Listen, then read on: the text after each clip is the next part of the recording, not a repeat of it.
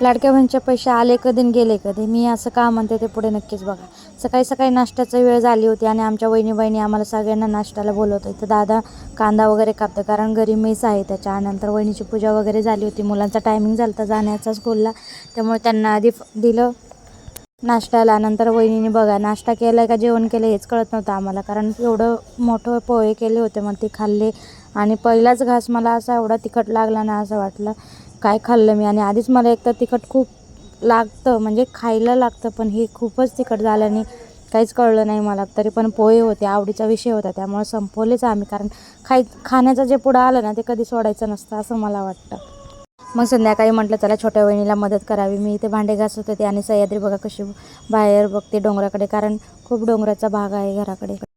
आणि बघा लेकरं कशी मोबाईल घेऊन बसतात आणि आमच्या आई साहेब तर नेहमी कामात असतात. इकडे बघा रायसचा काय उद्योग चालला आहे.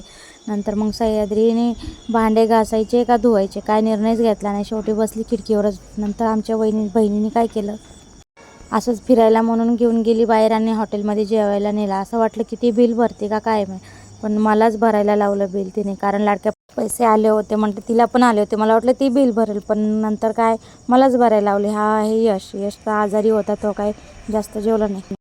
जेवण्यासाठी अजून ऑर्डर दिलीच होती, पण स्टार्टरला ऑर्डर दिली होती सगळ्यांची आवडती सोयाबीन चिल्ली आली आणि सोयाबीन चिल्ली पोरांनी खाऊन त्यातच पोट भरलं. नंतर रायश परत तेच मागत होता, कारण त्याला तेच आवडतं. आणि नंतर यश काय जेवण केलं नाही.